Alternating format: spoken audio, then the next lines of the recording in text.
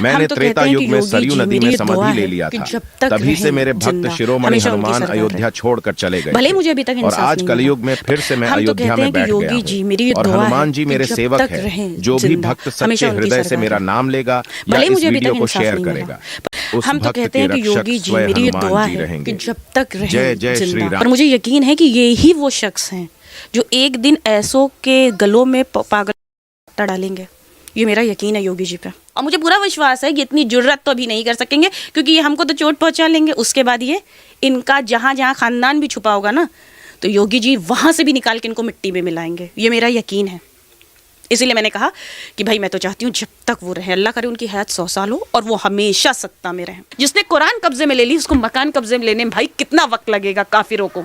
ये असल में ये काफिर है। ये कहते हैं हिंदू काफिर है। अरे हिंदू तो उतना वफादार है कि अगर गलत होता है तो खड़ो के कह देता है कि ये गलत मत करो इन मजबूरों के साथ। और ये तो वो काफिर है कि कुरान चोरी करने वाले हैं। मेरा कुरान चोरी किया है। कहते हैं कबूतर सैयद की कौम है, कबूतर का कत्ल किया, कबूतर बेचा। अब अंदाजा लगाइए ये कौन लोग हैं, और खुद को कहते हैं मुसलमान। अरे ये यजीद हैं। पता नहीं योगी जी कब इनको मट्टी में मिलाएंगे। हमारी यही दरख्वास्त है अपने बड़े भाई से कि बस इनको मट्टी में मिला दिया जाए। उन जानवरों का, उन पेड़ पौधों का हिसाब ले लें योगी जी। नमस्कार, आप देख रहे हैं हेडलाइंस इंडिया। मेरा नाम है विनोद शर्मा। इलाहाबाद प्रयागराज में एक ऐसी महिला मुझे मिली जो अतीक अहमद यानी कि खाना चलाते थे। जो मैंने कई बार देखा, मुझे ठीक नहीं लगा कि ये चीज़ें ठीक नहीं, बहुत स्मेल वगैरह आती थी। मैंने प्रशासन को उसकी इन्फॉर्मेशन दी। प्रशासन ने जब मौके पे पहुंचा और बुरी तरीके से वहाँ पे सब चीज़ों को होता पाया। That time I was in school. मैं स्कूल में पढ़ती थी। 2009 का मैटर है। मैं क्लास इंटर में रही होंगे। पुलिस आई, देखी, जिसका मेरे पास प्रूफ भी है। देखिए, ये वो लोग हैं जो पकड़े गए थे। पूरी प्रॉपर्टी नीचे से सीज कर दी थी पुलिस ने। टनों चर्बी बरामद हुई थी। तो सोचिए कितनी गाय काटी गई होंगी। किसने राइट दिया था? मेरा कसूर इतना था कि मैंने अवैध चीज़ों की जानकारी एक भारतीय नागरिक होने के लिए पुलिस को दे दी। केवल इतना ही मेरा कसूर था। वो सब जैसे पागल पीछे हमारे पीछे पड़ गए, से पागल। और उनके पीछे सपोर्ट सिर्फ एक ही का था, अतीक अहमद का। अतीक अहमद का सबसे एक मेन गुर्गा जो आज भी सारी जानकारी रखता है कि उसकी संपत्ति कितनी कहाँ है और कहाँ से नेटवर्क चलाना है, उसका नाम वकार अहमद है। उसके पिता का नाम रईस अहमद है। वो हिम्मतगंज में रहता है। ठीक है, अभी उसकी भी फ़ोटो मैं आपको दिखाती हूँ। उसको इन्वॉल्व करके इन कसाईयों ने हम लोगों का जीना हराम कर दिया। स्कूल जाते थे, जब कॉलेज गए और ग्रेजुएशन में गए, लॉ करने गए, नीचे उतरते थे रिक्शा करने, रिक्शा भगा देते थे, रिक्शा नहीं करने देते थे। इस कदर से परेशान करते थे। 10-10 लड़के आवारा वहाँ बैठे रहते थे। और प्रशासन से जब जाकर कहो तो थाने वाले कहते थे आप अकेली हैं, आपका एक भाई मार दे के जाओगे, कहाँ रहोगे, छोड़ दीजिए घर वर, हट जाइए अब वहाँ से, आपने गलती की है। बताइए, उस ज़माने की में ये दबदबा था कि पुलिस कहती थी कि आपने गलती की। मैंने कोई भी गैर कानूनी चीज़ की इन्फॉर्मेशन दे दी, ये मेरा अपराध था। तब ये देना अपराध हुआ करता था।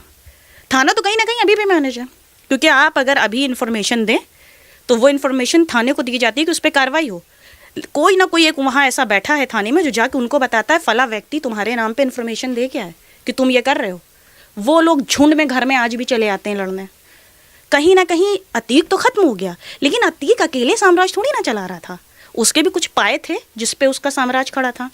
उसी पाए में से एक मेन लीड है ये वकार अहमद, जिसको सपोर्ट करते हैं ये 4 लोग। एक का नाम है तारिक अब्दुल्ला, सबसे मेन व्यक्ति वही है।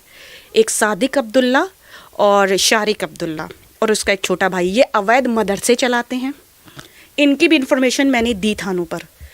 अभी कुछ महीने पहले की बात है, ये वकार अहमद का भाई वासे अहमद मुझे कह के गया कि जिस दिन हमें पूरा प्रूफ मिल गया कि तुमने हमारे खिलाफ फिर से कोई लिखा पढ़ी की है, तो तुम और तुम्हारा भाई, पति, बच्चा, कोई भी, क्योंकि 4 लोगों का तो तुम्हारा परिवार ही है, पूरा ख़ानदानी 4 लोगों का है, एक भी जिंदा नहीं बचोगे।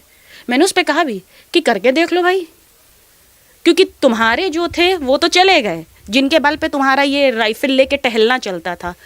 अब हमें मार दोगे तो हमारे भाई की तरह योगी जी तो बैठेंगे, हम उन्हें अपना भाई मानते हैं, फिर वो तुम्हें बताएंगे कि किसी की जान लेने का मकसद क्या होता है।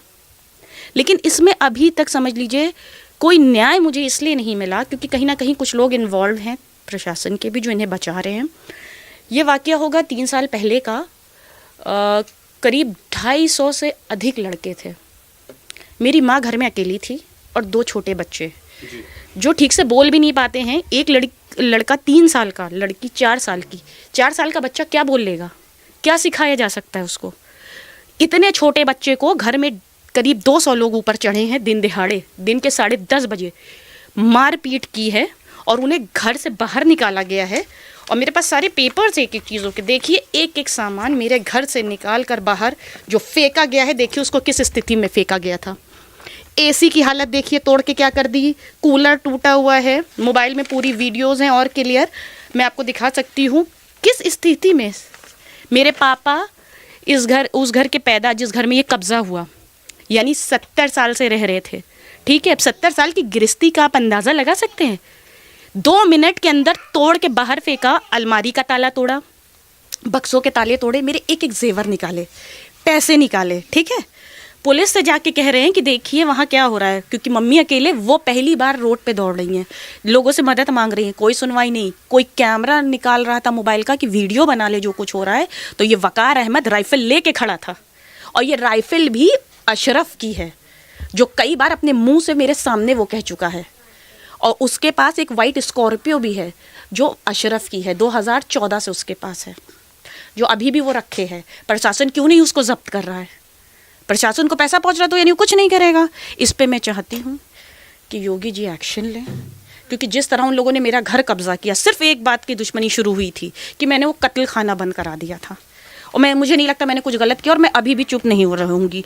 मुझे कहीं भी कुछ गलत दिखेगा मैं तो उसकी जानकारी प्रशासन को भी दूंगी और ऊपर तक दूंगी, क्योंकि हमारा काम है, मैं भारतीय हूँ और मैं अपना एक भारतीय नागरिक होने की पूरी कर्तव्य को निभाऊंगी। तो आपका जो घर था वो 70 साल से आपके फादर, आपकी मम्मी और आपका भी जन्म उसी घर में हुआ? हाँ, मेरा भी और मेरे दोनों भतीजा का भी जन्म उसी घर में हुआ, जो 3 साल और 4 साल के बच्चे हैं। तो कैसे फिर कब्जा कर लिया? कैसे उन्होंने क्या कहा कि मेरे कागज हैं या हमारा घर है या हमारे पास? घर खरीदा था, इन्होंने खुद को उसका रिश्तेदार बताया। अच्छा। और आप घर में घुस गए ये कह के कि हम कोर्ट से लेकर आए हैं। उस पर मेरी मम्मी ने कहा भी कि आप कोर्ट से अगर आए हैं तो मुझे कोई नोटिस होगा, प्रशासन होगी, और कैसे आप आ गए कोर्ट से? आप कौन है? मैं तो आपको जानती भी नहीं हूँ, क्योंकि आपसे तो ये घर लिया भी नहीं गया था कि हम उसके रिश्तेदार, इसलिए हम उसके मालिक। का हमारी चीज़, हमारा मन, हम तुमसे चाहे जैसे ले लें। ये इन लोगों की एक आदत थी, एक ही संपत्ति को किसी को बेच देते थे और बाद में किसी को अपना रिश्तेदार बना के घुसड़वा देना। ये तरीका था, मतलब किसी से पैसा भी सीधे लोगों से ले लो और फिर उस संपत्ति को वापस कब्जे में भी ले लो। यही चीज़ हुआ। ये इन लोगों का पूरा प्लान था, जो लोग सक्सेस हुए। क्योंकि देखिए 2 छोटे बच्चे और मेरी माँ और मेरा बीमार भाई था उस वक्त घर में, जो बहुत बीमार चल रहा था। किसको पता था कि ये होगा? कौन सोच सकता था? और उनके तरफ से 200 लोग, हमारे तरफ से तो कोई बोलने वाला भी नहीं। मेरी माँ नंगे पैर इस घर में मुझे बुलाने भागते हुए आई हैं। 2.5 घंटे बाद उनको लोग पकड़े थे, हाथ छोड़ नहीं रहे थे। और मोहल्ले वाले इतना डर गए थे उनका वो हुजूम देख के कि वो डर के मारे कुछ नहीं कर रहे थे। क्योंकि जब वो मोहल्ला देख रहा, प्रशासन चुप है, तो मैं कैसे बोल सकता हूँ? ये कब की घटना है लगभग? ये 3 साल पहले की घटना है, यानी कि 2021 के आसपास? हाँ, 2021 के आसपास सरकार योगी जी की थी। तब नहीं पुलिस वालों ने मेरी सुनवाई, प्रशासन से कोई मदद नहीं मिली? कोई मदद नहीं मिली, कोई भी मदद नहीं मिली। हमने कहा अच्छा, मेरा जो अलमारी इन्होंने खोल के नीचे फेंकी है, पुलिस को बुलाया, पुलिस ने मौके पे वीडियो बनाया। हमने कहा ये अलमारी तोड़ने का हक किसको दिया? इस पे तो लूट का मुकदमा बनता है, आप क्यों नहीं लिखेंगे? तो कहा देखिए आप फालतू बहस कर रही हैं, आप उनसे लड़ नहीं सकती, ये पुलिस का जवाब होता है। मैं क्यों नहीं लड़ सकती? मैं क्यों नहीं लड़ सकती भाई? हम आज़ाद भारत में रहते हैं, मैं क्यों नहीं लड़ सकती? ये जवाब होता है। ये देखिए, ये है वो वकार अहमद जिसकी ये है, जिसका ये देखिए पूरा रजिस्ट्री का मैं आपको दिखाती हूँ, ये ओरिजिनल ये तक लगी है। ये है वो वकार अहमद, ये खुद को अब सेकंड सांसद जी कहलाता है। और वो कसाईयों की भी फ़ोटो मैं आपको दिखाती हूँ। और ये वो ओरिजिनल रसीदें हैं जो इसमें साफ लिख के मैंने भेजा है कि देखिए ये इस तरीके का आदमी, और इसके पास, इसके परिवार वालों के पास मिला के कम से कम 40 से 50 संपत्तियाँ हैं। इसका बाप तो साइकिल का पंचर बनाता था। ये कहाँ से इतनी संपत्ति आ गई? जो अतीक अलग अलग नामों से ख़रीदते थे संपत्ति, वो इसके पास है, अभी भी है। और खुलेआम ये अपना काम आज भी कर रहा है, आज भी लोगों को डरा रहा है। और इसका खौफ वैसे ही है क्योंकि उसके पास झुंड बहुत बड़ा है। इसका झुंड अभी तक ख़त्म नहीं हुआ है, और क्योंकि इसके झुंड का मनोबल बढ़ रहा है कि देखो जहाँ सब पे कार्रवाई हो रही है, इस पे नहीं हो रही है, यानी ये बहुत पावरफुल आदमी है, तो लोग इसको और समर्थन दे रहे हैं। ऐसे लोग अभी भी प्रयागराज में हैं जो अन्य लोगों को चैन से जीने नहीं दे रहे हैं, स्पेशली वो मुसलमान जो भाजपा से जुड़ा है, उसका तो जीना आज भी हराम करे दे रहे हैं। समझ लीजिए, मैंने आपको बताया ना कितने लोग हैं कि डर के वोट नहीं देंगे कि बात खुल गई तो ये जीने तो नहीं देगा हमें। और इसको फाइनेंस सबसे ज़्यादा ये जो 4 लड़कों का नाम बताया जिनका कत्ल खाना बंद कराया था, क्योंकि ये अवैध मदरसे चलाते हैं। और इनका एक छोटा भाई जो है वो हवाले का काम करता है, वीज़ा पासपोर्ट का काम करते हैं और खुलेआम करते हैं, बोर्ड लगा रखा है। तुम किसको बुला रहे हो? किसको बुला रहे हो वीज़ा पासपोर्ट से? किसका पासपोर्ट बना रहे हो भाई? पासपोर्ट तो लखनऊ में बनता है, तुम कैसे यहाँ बना रहे हो? बाकायदा इसी इलाहाबाद के अंदर बड़ा सा बोर्ड लगा रखा है, वीज़ा पासपोर्ट टिकटिंग। बताइए, ये खुलेआम आतंकवादियों को बुला रहे हैं और उन्हीं के बल पर ये इतना कांड कर पा रहे हैं क्योंकि उनको वहाँ से फंडिंग हो रही है। ये कुछ गुट ऐसे हैं, अगर प्रयागराज में से नहीं रोका गया तो इन्होंने अपना एक तालिबान की तरह एक झुंड बना रखा है, जिस खेमे में ना कोई जा पा रहा है और ना इनकी कोई बिगाड़ पा रहा है। तो कभी आपने पुलिस प्रशासन से इस बीच, अभी इसी चुनाव के बीच, कभी प्रशासन से बात की? देखिए, अगर उनसे बात करेंगे तो वो भी कहेंगे ज़मीन हमारी थी, घर हमारा था, हमारे पास कागज़ हैं। अगर वकार से हम बात करते हैं या जिन लोगों का आप नाम ले रहे हैं, अगर उनसे हम बात करते हैं वो कल को कहेंगे कि भाई हमारे पास कागज़ हैं, ये देख लीजिए। बिल्कुल सही बात है, बिल्कुल सही बात है, कागज़ हमारे पास भी है। आपको अधिकार किसने दिया हमारे घर के अंदर घुसने का? वो कहेंगे कोर्ट से लेकर आए। आप कौन थे? आपसे तो मेरा कभी मुकदमा ही नहीं हुआ। अगर आपसे मेरा कभी मुकदमा ही नहीं है तो आपको कोर्ट ऑर्डर कैसे दे देगा? आपको कैसे दे देगा? आप कौन थे? और अगर मान लीजिए कभी आपसे मुकदमा होता, जो कि बिल्कुल भी नहीं है, ये तो मैं लिखित में दे सकती हूँ कि ये जो 4 लोगों का नाम बताया, इनसे हमारा कोई लेना देना नहीं है। इनसे इतना लेना देना, इनका कत्ल खाना मैंने बंद करवाया था, जिनकी फ़ोटो तक है उस अखबार में जो अभी मैंने आपको शो की है। मैं एक बार फिर दिखा देती हूँ। देखिए, यही है वो 4 लड़के। ये देखिए, ये है तारिक अब्दुल्ला, ये है सादिक अब्दुल्ला और ये है शारिक अब्दुल्ला।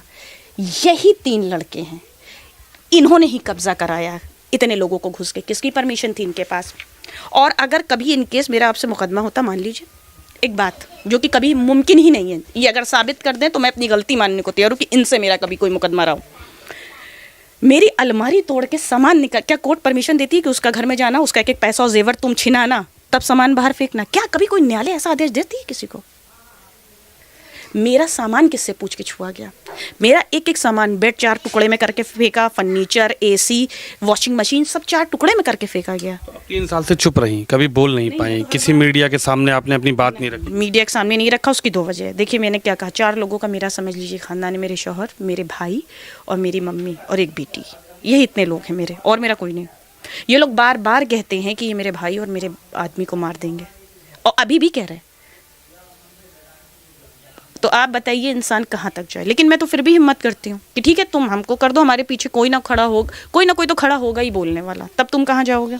लेकिन जब उत्तर प्रदेश के मुख्यमंत्री ये कहते हैं कि माफियाओं को मिट्टी में मिला देंगे, माफिया को ख़त्म कर देंगे, कोई अगर उत्तर प्रदेश में माफियागिरी करेगा, किसी के प्लॉट पे कब्जा करेगा, किसी के घर पे कब्जा करेगा, तो उसके लिए मुख्यमंत्री योगी आदित्यनाथ सख्त हैं, बुलडोज़र उनका तैयार है, फिर भी प्रशासन से आपने गुहार लगाई, कोई बात नहीं? हम तो कहते हैं कि योगी जी, मेरी ये दुआ है कि जब तक रहें जिंदा, हमेशा उनकी सरकार रहे। भले ही मुझे अभी तक इंसाफ नहीं मिला, पर मुझे यकीन है कि ये ही वो शख्स हैं जो एक दिन ऐसों के गलों में पट्टा डालेंगे। ये मेरा यकीन है योगी जी पे। इसलिए मैं योगी जी को कहना चाहूँगी कि मैं एक नागरिक के, सिर्फ नागरिक के नाते नहीं, मैं उनकी एक छोटी बहन होने के नाते उनसे दरख्वास्त कर रही हूँ। जिन लोगों ने मेरे घर में लूटपाट की, देखिए हमारे पापा नौकरी पेशे वाले थे, बहुत मेहनत की कमाई का सामान था, वो सब जो उन्होंने लिया, उन सब पे लूट का मुकदमा दर्ज हो और इन लोगों को भी मट्टी में मिलाया जाए ताकि कोई और दोबारा प्रयागराज की नगरी में पनपने की हिम्मत ना कर सके। इन सब का भी वैसे ही इनकाउंटर होना चाहिए जैसे अपराधियों का हो रहा है। इन सारों के साथ वही होना चाहिए। ये मेरे अपने सीएम कह लीजिए, चाहे अपने बड़े भाई कह लीजिए, मेरी उनसे ये एक दरख्वास्त है कि वो मेरे लिए अब इतना करें, क्योंकि वो मेरे भाई हैं और मेरा परिवार बहुत छोटा है। आज भी आपको डराया जा रहा है, आज भी आपको धमकाया जा रहा है, आपको लगता है कि अगर कुछ होता है तो उसका जिम्मेदार केवल जिन लोगों का मैंने नाम लिया, वकार अहमद, उसका भाई वासे अहमद और ये चारों लड़के, तारिक अब्दुल्ला, सादिक अब्दुल्ला, शारिक अब्दुल्ला और अतीक अब्दुल्ला, ये 6 लोग होंगे। मुझे या मेरे परिवार में किसी को खुरुज भी आती है तो उसके जिम्मेदार सिर्फ यही लोग होंगे। और मुझे पूरा विश्वास है कि इतनी जुर्रत तो अभी नहीं कर सकेंगे, क्योंकि ये हमको तो चोट पहुंचा लेंगे, उसके बाद ये इनका जहाँ जहाँ खानदान भी छुपा होगा ना, तो योगी जी वहाँ से भी निकाल के इनको मिट्टी में मिलाएंगे। ये मेरा यकीन है। इसीलिए मैंने कहा कि भाई मैं तो चाहती हूँ जब तक वो रहे, अल्लाह करे उनकी हयात 100 साल हो और वो हमेशा सत्ता में रहें, ताकि पागलों पे वो लगाम ज़रूर डालते जाएंगे। जिन जिन की भी दरख्वास्त उन तक पहुँचेगी उस पर वो कार्रवाई तो ज़रूर करेंगे।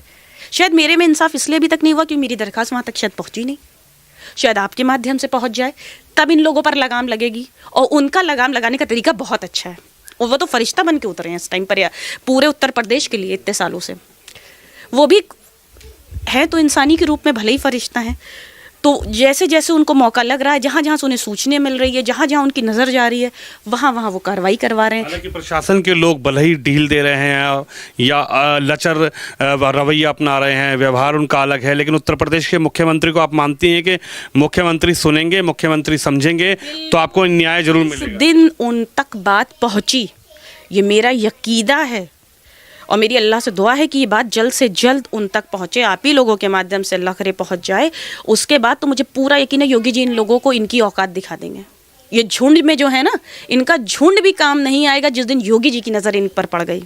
तो जब आपके प्लॉट पे सब कब्जेदारी हुई तो उस समय तो अतीक जिंदा थे? हाँ, वो उसी के शय पे तो ये सब हो रहा था, वो जेल से बैठ के सब कुछ कर रहा था, सब उसी के शय पे तो हुआ है, सब उसी की शय पे। जब मैं स्कूल टाइम में थी, जब ये कत्ल खाना बंद करवाया था, तो एक बार मुझे फ़ोन करके बुलाया गया था, अतीक ने फ़ोन करके डायरेक्ट बुलवाया था। मैं तो जानती भी नहीं थी, मैं बहुत आराम से गई अपने भाई के साथ। हमका अंकल आपने बुलाया है, मैंने इसीलिए जिम का अंकल आपने बुलाया है, तो कहा देखो ऐसा है वो घर खाली कर दो।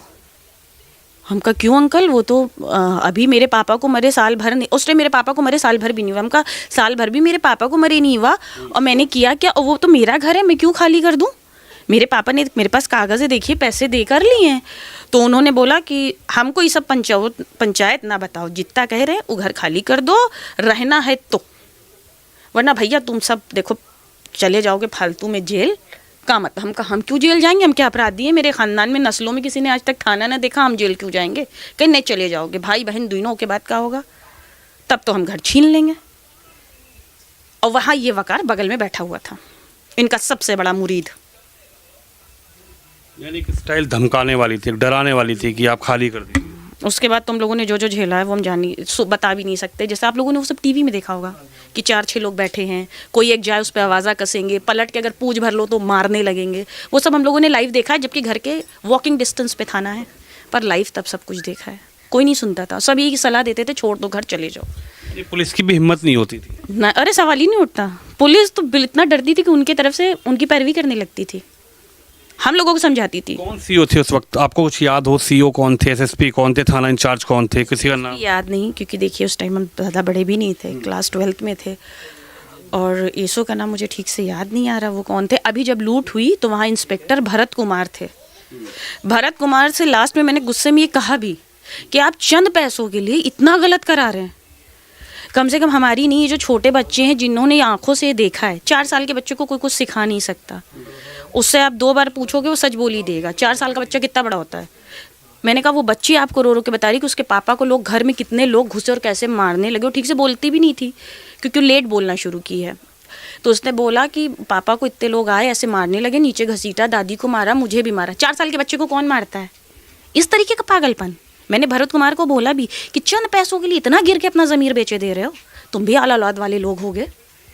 तो कहा देखिए मैडम, विवाद करके कोई फ़ायदा नहीं है, आपस में सुलह कर लीजिए, मुकदमा तो नहीं लिखा जाएगा। साथ मुझे कहा था मुकदमा तो नहीं लिखा जाएगा, नहीं लिखा। यानी उत्तर प्रदेश में योगी सरकार है, उस दौरान ये पुलिस प्रशासन ने ये कहा कि मुकदमा नहीं लिखा जाएगा, और नहीं लिखा, कहा भी और नहीं लिखा भी। इसी भरत कुमार ने। कौन सा थाना लगता है? शाहगंज। शाहगंज के मैं नहीं कहूँगी सारे अधिकारी बुरे हैं, पर कोई ना कोई तो थाना शाहगंज में ऐसा व्यक्ति है जो इन्हें पूरी मुखबिरी देता है। क्योंकि अभी आप अगर इन्फॉर्मेशन दीजिए कि वहाँ पे आज भी क्या ऐसा, मेरे हटने के बाद, कब्जा लेने के बाद वहाँ खुलेआम अब कत्ल खाना चला रहे हैं, जुआ का अड्डा चला रहे हैं, नकली वीज़ा पासपोर्ट बन रहा है, कोई रोक नहीं है, सामने थाना है। क्यों रोक नहीं है? क्योंकि पुलिस अगर वहाँ छापा भी मारे तो पहले कोई ना कोई मुखबिर है जो उन्हें बता देता है, इन्फॉर्मेशन दे देता है कि छापा मारने आ रहे हैं, भाग जाओ। जो प्रशासन भी नहीं समझ पा रहा है कि उन्हीं के बीच का कौन ऐसा मुखबिर है जो उनको मुखबिरी दे रहा है। यानी आज भी डर खौफ का जो माहौल है, हालांकि मुख्यमंत्री तमाम बातें कह रहे हैं कि माफियागर्दी नहीं चलेगी, गुंडागर्दी नहीं चलेगी, Uttar Pradesh zero tolerance policy प्रशासन बना के रखे, पुलिस को हिदायत दे रही है, एसपी एसएसपी बड़े अधिकारियों को हिदायत दे रही है, लेकिन आप मानती हैं कि अभी भी प्रयागराज में एक खौफ का मंजर है, एक डर, एक खौफ है, और 2024 के चुनाव में अगर वोट डालने जाएंगे लोग?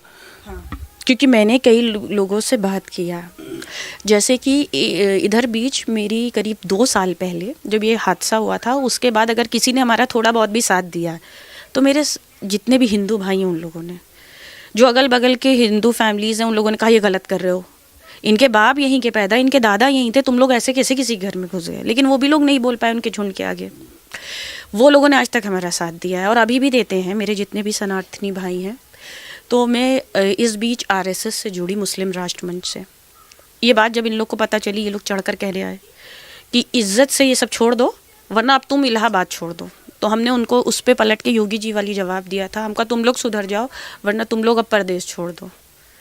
क्योंकि योगी जी पे तो देखिए हमें पूरा यकीन है कि वो जो कहते हैं वो कर डालते हैं। ये बात और है कि हर एक की बात उन तक पहुंचती नहीं है और जो पहुंचती है उस पर एक्शन होता है। बड़ी हिम्मत करके बोल रही हैं। उसकी वजह है, मैंने कितनी लोग मुझसे जुड़े हैं, कितनी महिलाएं हैं, कम से कम 1000 महिलाएं होंगी जो मेरे साथ जुड़ी हुई हैं, जो इसी तरह परेशान हैं कि उनके घर की लड़कियां निकल नहीं सकती थी। आपको बताएं, एक दौर ऐसा था कि अगर अतीक के लोग और ये जो जिनका सईयों का बात बनाए, ये 25-30 लड़के तो मेरे घर के नीचे झुंड बना के दिन भर बैठे रहते थे, ठीक है। अगर गली से कोई लड़की या हम भी गुजरते थे तो इतने भद्दे कमेंट्स करते थे, और अगर बोल दो तो डायरेक्ट आके सामने खड़े हो जाते थे, बोला कैसे, ये स्थिति थी। और जो वहाँ पे ये गद्दी बिरादरी के लोग बैठे रहते थे, वो जो मेरी दोस्तें हैं, जो 1000 महिलाएं मुझसे जुड़ी हैं, वो बताती हैं कि यार हम लोग घर से नहीं निकल सकते थे क्योंकि अगर हम पे उनकी नज़र पड़ गई तो या तो मुझे खुद चल के उन तक जाना पड़ेगा या वो हमारे घर में घुस आएंगे और हम बोल नहीं सकते, क्योंकि अगर गलती से बोल दिया तो ये हमारे बाप भाई को भी हमारे सामने पेड़ में बांध के मारेंगे। अब सोचिए क्या स्थिति रही होगी। मैंने उनसे कहा भी, हमका सब लोग यार, हम लोग योगी जी को आज तक वोट, जब से सरकार बनी हम लोग योगी जी को ही वोट देते हैं, भाजपा ही को वोट देते हैं। तो हमने कहा यार हम लोग वोट तो दे ही रहे हैं, कभी ना कभी तो हमारी बात जाएगी कि अभी भी कुछ ना कुछ प्रॉब्लम्स हैं। तो उन लोगों ने कहा यार वोट देने जाएंगे कैसे, क्योंकि सब जानते हैं हम लोग योगी जी के सपोर्टर्स फॉलोवर्स हैं। अगर हम लोग निकलते हैं, हम लोग लाख कहेंगे नहीं हमने उन्हें वोट नहीं दिया, क्योंकि भाई हम दे के झूठ बोल देंगे नहीं हमने तो सपा को दिया, तो ये लोग हमारा वो हाल करेंगे कि जीना हराम कर देंगे यहाँ पर। हम कहा यार अब देखो तुम लोग कितनी हिम्मत जुटा पाओगी पता नहीं। मेरी हिम्मत ना कल टूटी थी, ना आज टूटी है, ना कभी टूटेगी, क्योंकि हम मेहनत का हलाल का खाते कमाते लोग हैं, पढ़े लिखे लोग हैं, जाहिल नहीं हैं कि इनकी इस हरकतों से डर जाएं। और देखिए मौत तो जवानी होगी तब आएगी, इनकी औकात नहीं है हमें मार ले, हमारी लिखी होगी तो ही हमें मार पाएंगे। लेकिन हमें एक भरोसा है अब के कानून पे, सिर्फ योगी जी की वजह से, और कोई सरकार होती तो मैं मान ही नहीं सकती थी, सब एक जैसे हैं। सिर्फ योगी जी की वजह से मुझे एक भरोसा है, अगर गलती से मुझे या मेरे परिवार को इन्होंने खुरुज भी लगा दिया तो इनके ख़ानदान का एक बच्चा नहीं बचेगा फिर, क्योंकि ये योगी जी की ज़बान है और मुझे भरोसा है उनकी ज़बान पे। सवाल तो यह है, जब उनके लोगों से बात करते हैं या खुद जब अतीक का इंटरव्यू हम लोग देखते हैं, वो खुद मीडिया से जब रूबरू होते थे तो वो तो कहते हैं कि मुझे बदनाम किया जाता है, मुझे बाहुबली बना दिया गया, मैं तो लोगों की मदद करता हूँ। उनके लोग खुद कहते हैं वो तो मसीहा हैं, चाहे हिंदू हो मुस्लिम हो, उनके दरवाजे अगर कोई गया तो वो खाली हाथ नहीं लौटा। तो आप भी तो मुस्लिम हैं और आप अलग कहानी बता रही हैं। देखिए इस पर मेरा 2 जवाब है। पहला, वो यजीद के घराने में से हैं और हम इमाम के घराने में से, क्योंकि यजीद भी मुसलमानी तो था पर इमाम का कातिल है, वही चीज़ है। अब उनको जो लोग कहते हैं कि वो बहुत बड़े मसीहा थे, वो हम बता रहे हैं क्यों कहते हैं। उसका एक काम था कि सबको जाहिल रखो, जिनके घर में लड़के हैं उनको अपनी हर एक साइड पे असलहा दे के बैठा दो और अपने पीछे असलहा दे के खड़ा कर लो और उनके घर राशन पहुँचाते रहो। हफ्ता वसूल के जो लाएंगे उसी में से कुछ पैसों से राशन खरीद के उनके घर पहुँचा देना। लोगों के लिए तो मसीहा हो गया कि हमारे लड़कों को पढ़ने की ज़रूरत नहीं है, उनके हाथ में राइफल है, जहाँ से मेरे लड़के गुजरते हैं लोग डर के दरवाज़ा बंद कर लेते हैं, वो रुतबा हो गया, तो उनके लिए तो मसीहा हो गया ना। पर जो लोग रियल के मोमिन हैं उनका क्या हशर होता है ये तो किसी ने जाना ही नहीं, आप लोगों ने भी शायद नहीं जाना। वो उनके घर की लड़कियाँ तो पढ़ने कॉलेज जाने में डरती हैं उस ज़माने में कि भाई अगर जाएंगे कहीं उन लोगों ने देख लिया या तो हमें चल के उनके घर तक जाना पड़ेगा या वो खुद हमारे घर में घुस आएंगे और हम बोल नहीं सकते, हमारे भाई को घेर के मारेंगे। तो ये फ़र्क था ना। तो वो मुसलमान थे जो उनको मसीहा कहते थे, भाई उनको पावर मिला था। हमें वो चाहिए नहीं था भाई, हमें पढ़ लिख के हलाल की कमाना खाना है, तो हम उनके खिलाफ हो गए। हम उनके नज़रों में बहुत खटकने लग गए, हमारे जैसे जो भी लोग रहे हैं। ये वजह रही है कि उन्हें अच्छा कहा। क्या उस घर के अंदर आपका सामान अभी है? उस घर के अंदर से सामान हटा दिया गया है या फिर आपने दोबारा उस सामान को ले जाने की कोशिश करी, कुछ ऐसा रहा? देखिए, इस पे 2 बात है और दोनों पूरी तरह से प्रूव्ड है। मेरा आधा सामान जो कि बुरी हालत में है, लेकिन फिर भी वो सामान आज भी उस घर के नीचे रखा हुआ है। मैंने नहीं उठाया क्योंकि मैंने साफ कहा ये मेरे बाप की हराम की कमाई नहीं थी, बहुत मेहनत की कमाई से मेरे पापा ने, नौकरी पेशे वाले थे। सोचिए, बच्चों को इंग्लिश मीडियम में पढ़ा रहे थे, कितना बचाते रहेंगे, तब भी कोई चीज़ में कमी नहीं की। उस हलाल की कमाई का एक सामान है, आधा सामान आज भी वहीं पड़ा है। आधा तो लूट गया भाई, क्योंकि जिसने जो तांबे के बर्तन पाए, हमारे कीमती सामान पाए, हमारी अलमारी दिन दहाड़े उठा के ले गए, उसकी वीडियो है, पड़ोसी के कैमरे से मिल गई, थाने लेकर गए कि साहब देखिए अब तो प्रूफ है कि हमारी अलमारी, टूटी हुई भी अलमारी उठा के ले जा रहा है। ऐसो ने कहा, अरे जाने दीजिए, नशेड़ी है, मारेंगे मर जाएगा, इससे क्या पूछेंगे। ये जवाब था। मेरा आधा सामान आज भी वहीं है। और उससे भी बड़ा सबूत, उस घर के अंदर मेरा पंखा, मेरे बल्ब, मेरी पानी की टंकी, मेरा वाटर पंप, अरे यहाँ तक कि और क्या मिसाल दें, खुद को मुसलमान कहते हैं, मेरी कुरान चोरी की है। मेरी मायनेदार कुरान, मेरी अरबी की कुरान, मेरी तस्बीह, मेरी माँ की, मेरे पापा के हाथ की तस्बीह कुरान, सब उस घर के अंदर आज भी रखी है। तोगरे रखे हैं जिसमें खुली हुई कुरान बनी है। जब उसको चोरी कर लिया, और चलिए हम तो इंसान थे, तुमने कुरान भी चोरी की, तुम असली मुसलमान थे। मेरे जो जानवर थे मेरे पास सारे प्रूफ हैं, जो थाने पे लिख के दिया गया कि जानवरों पे रहम करो। 45 कबूतर थे, 2 तोते थे और करीब 15 चिड़ियाँ थीं। उन पर तो रहम करो, हमारे जानवर हमें वापस कर दो, क्योंकि मूवेबल जाल था, बहुत महंगा। हम लोग बहुत शौक रहा है चिड़ियों परिंदों का, बहुत खूबसूरत सा उनका जाल बना रखा था। इनके तरह काट के हम जानवर नहीं खा जाते। वो जाल तक तुमने हमें नहीं दिया, ना जानवर दिया। मेरे जानवर को कहाँ मार के फेंक दिया। बाद में पता चला कुछ को मार के बिल्ली खा गई, मार के फेंकवा दिया, और कुछ को बेच डाला। अरे जानवरों पे तो रहम करते, जानवरों तक की चोरी की, उस पर भी प्रशासन ने कुछ नहीं किया। मेरे घर में पूरी वीडियो है अभी भी मेरे घर की, क्योंकि भाई जहाँ रहे वहाँ की फ़ोटो वीडियोस तो हज़ारों हैं हमारे पास। पूरा फर्स्ट फ्लोर पे लॉन बना रखा था, एक एक पेड़ बेच डाला। और उसका सबसे बड़ा प्रूफ, मेरा जो लेमन का पेड़ था शो ऑफ वाला, उसी घर के नीचे इन्होंने निकाल कर लगा रखा है, जो अभी भी वहाँ पर खड़ा हुआ है, जो इस बात की शहादत देता है, जिसकी वीडियो है मेरे पास। मेरी 1 साल की बेटी उसी पेड़ के नीचे बैठी है, आज उस पेड़ को उसी घर के नीचे इन लोगों ने लगा रखा है। और मेरे सारे जानवर मार डाले, लूट लिए, उनको भी बेच डाला। अरे जानवर को भी बेच डाला। अब अंदाज़ा लगाइए ये कौन से मुसलमान है जिसने कुरान चोरी की है। ये खड़े हो जाएं सबके सब मस्जिद में, कह दे मेरी कुरान इनके कब्जे में नहीं है। जिसने कुरान कब्जे में ले ली, उसको मकान कब्जे में लेने में भाई कितना वक्त लगेगा काफिरों को। ये असल में ये काफिर है। ये कहते हैं हिंदू काफिर है। अरे हिंदू तो उतना वफादार है कि अगर गलत होता है तो खड़े होकर कह देता है कि ये गलत मत करो इन मजबूरों के साथ। और ये तो वो काफिर है कि कुरान चोरी करने वाले हैं। मेरा कुरान चोरी किया है। कहते हैं कबूतर सैयद की कौम है, कबूतर का कत्ल किया, कबूतर बेचा। अब अंदाजा लगाइए ये कौन लोग हैं, और खुद को कहते हैं मुसलमान। अरे ये यजीद हैं। पता नहीं योगी जी कब इनको मट्टी में मिलाएंगे। हमारी यही दरख्वास्त है अपने बड़े भाई से कि बस इनको मट्टी में मिला दिया जाए। उन जानवरों का, उन पेड़ पौधों का हिसाब ले लें योगी जी, उनके लिए इतना कर दें, उस कुरान के लिए इतना करें कि इनको मट्टी में मिलाएं। तब इनको पता चलेगा कि अल्लाह का फैसला आया आज कि कुरान कब्जे में लेने का मतलब क्या था। हमारी कुरान तो दे ही देते हैं ना, वो भी नहीं दिया। हमारे जानवर, पेड़ पौधे, कहा ना सबूत है। मेरा आधा सामान उस घर के नीचे रखा है। मेरा वो पेड़ जिसकी फ़ोटोज़ है मेरे पास, मेरी बेटी उस पेड़ के नीचे, मतलब प्रेजेंट टाइम की फ़ोटोज़ है, बैठी थी, वो पेड़ उस घर के नीचे लगा हुआ है। किसने हक दिया था वो सब छूने का उनको? किसने हक? वो कोर्ट की बात करेंगे कि कोर्ट का आदेश था। कोर्ट का आदेश कहता है कि किसी का एक एक सामान अपने कब्जे में ले लो। ऐसा होता है कहीं? और प्रशासन के सामने बैठ के कह रही मुझे तो पता ही नहीं आपके घर में ये कांड हो रहा है। सामने थाना और पता नहीं क्या हो रहा है। अब आप अंदाज़ा लगाइए क्या हुआ होगा। अब इस हरकतों से आप अंदाज़ा लगाइए आप खुद किसको मुसलमान कह रहे हैं। वो मुसलमान नहीं, वो यजीद हैं। उनका तो हशर देखिए क्या होगा एक दिन। ऊपर वाले के घर देर है अंधेर नहीं, और इनका भी वक्त आ चुका है। शायद इसीलिए बीजेपी की सरकार है, ऐसे पागल लोगों के लिए कि इन यजीदों का भी अब कत्ल होगा, तब इन्हें पता चलेगा कि हक का फैसला क्या होता है। और मेरी आप लोगों से दरख्वास्त है कि इस बात को आप योगी जी तक पहुंचाइए। कहा ना कि उन जानवरों के लिए इंसाफ कर दे। पूरे मोहल्ले में पता करें कि मेरे बाप दादा के टाइम से कितने परिंदे उस घर में थे और कितने खूबसूरत जगहों में उनको हम लोगों ने रखा हुआ था। उसकी वीडियोस फोटोज़ हैं हमारे पास। इतने महंगे महंगे पेड़, और उससे भी बड़ा मेरी कुरान जो उनके कब्जे में है। तो मेरे साथ मरियम है जिनके एक दर्द